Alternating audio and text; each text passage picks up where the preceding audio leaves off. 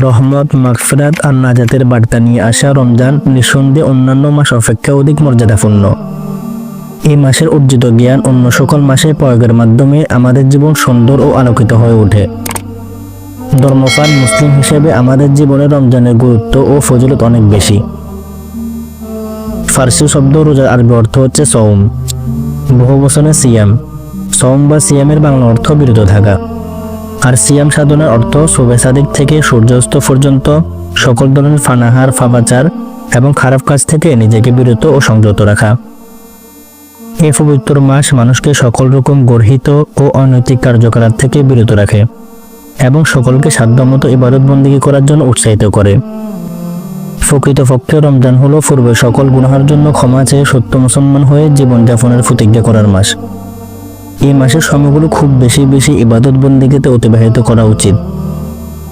ফরজ নামাজ ও রোজা, এশার নামাজের পর তাসবিহ পড়া, সেহরির আগে তাহাজ্জুদ পড়া, যথাসম্ভব জিকির ও কুরআন মাজিদ তেলাওয়াত করে সময় কাটানো উচিত।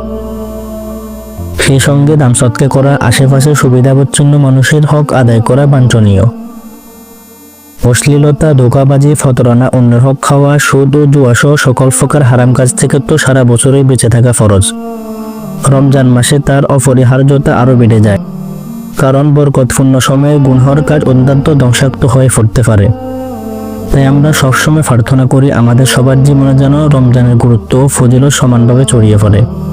পবিত্র রমজান সম্পর্কে কোরআনে বর্ণিত হয়েছে, রমজান মাস, এই মাসে কোরআন নাজিল করা হয়েছে। এই কোরআন মানুষের জন্য হেদায়েত ও উজ্জ্বল বিবরণদায়ক ওই কিতাব সমূহের যা হেদায়েত এবং মীমাংসাকারী। পবিত্র রমজানের ফজিলত ও মর্যাদা সম্পর্কে হাদিসে কিতাবগুলোতে অনেক হাদিস বর্ণিত হয়েছে। প্রিয় নবীজি সাল্লাল্লাহু আলাইহি সাল্লামের প্রিয় সাহাবী হযরত আবু হুরায়রা রাদিয়াল্লাহু তাআলা বলেছেন, রাসূলুল্লাহ সাল্লাল্লাহু আলাইহি সাল্লাম ইরশাদ করেছেন, যখন রমজান মাস আসে আসমানের দরজাগুলো খুলে দেওয়া হয় এবং দোজখের দরজাগুলো বন্ধ করে দেওয়া হয় আর শয়তানকে শিকল দিয়ে আটকানো হয়।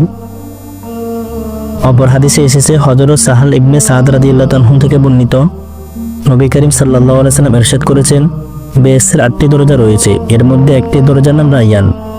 রোজাদার ব্যতীত আর কেউ ওই দরজা দিয়ে প্রবেশ করতে পারবে না।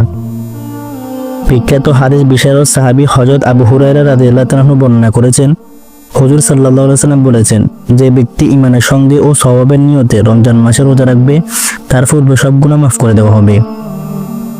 এই রমজান মাসে আমরা লাইলাতুল কদর পাই, যা সম্মানিত ও মহিমান্বিত রাত বা পবিত্র রজনী। আমরা বিশ্বাসী এই রাতে মহান আল্লাহ রাব্বুল আলামিন আমাদের সম্মান বৃদ্ধি করে দিবেন এবং মানব জাতির ভাগ্য পুনর্নির্ধারণ করেন। তাই এই রাত অত্যন্ত পুণ্যময় ও মহাসম্মানিত হিসেবে পরিগণিত। পবিত্র রমজান মাস মহান আল্লাহর সঙ্গে প্রিয় বান্দার প্রেম বিনিময়ে সবচেয়ে উত্তম সময়।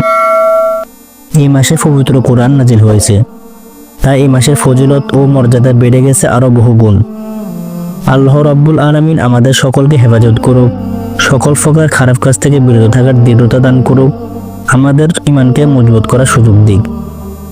মহান আল্লাহ আমাদের সবাইকে পবিত্র রমজানের ফজিলত জেনে বেশি নেক আমল করার তৌফিক দান করুক। আমিন।